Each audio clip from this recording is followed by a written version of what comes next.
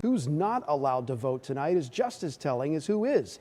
The Florida Democratic Party canceled its state primary, so no votes there. And in Florida, if you happen to be among the more than 3.5 million independent voters, you can't vote in this primary. ABC Action News reporter Rebecca Petit takes a deeper look at the push to make Florida an open primary state.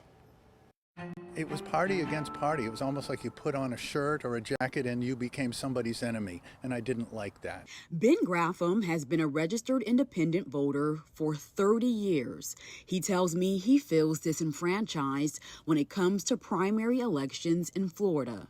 You do feel left out. You feel unconsidered in the process.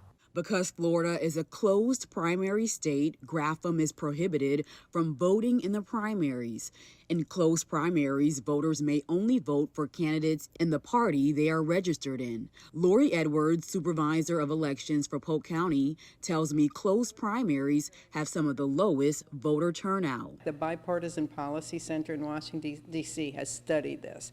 And states that have open primaries have 4% more turnout in their primary elections than the states that have closed primaries. Florida has more than 3.5 million voters who are not affiliated with either the Republican or Democratic Party. I've watched the trend, and more people in recent years register as no party affiliation or independent than register as either Democrat or Republican. In other words, it is the fastest growing segment of our population. This is partly why the group Open Primaries is pushing Florida lawmakers to open closed primaries to independent voters. In 2020, 57% of Floridians voted in favor of a nonpartisan primary. There's a huge level of support among Floridians for changing the system, giving all voters more freedom and allowing independent voters to fully participate. John Opdycke, the president of Open Primaries, tells me eliminating party control forces candidates to seek out policies with broader support and work across the aisle.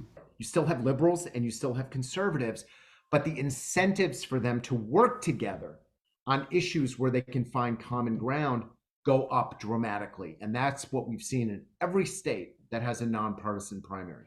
Supporters of closed primaries argue that sabotage from non-members is a serious issue. You want to keep the primary closed because you keep it pure, meaning that the people that vote for you know are Republicans and not people who come in and try to act as spoilers as they did in South Carolina and throw votes toward other candidates. Independent voters tell me they should be allowed to have a meaningful vote. We're not empowering a lot of voters who choose to be independent, and that's quite a lot of voters in Florida. I'm Rebecca Petit, ABC Action News.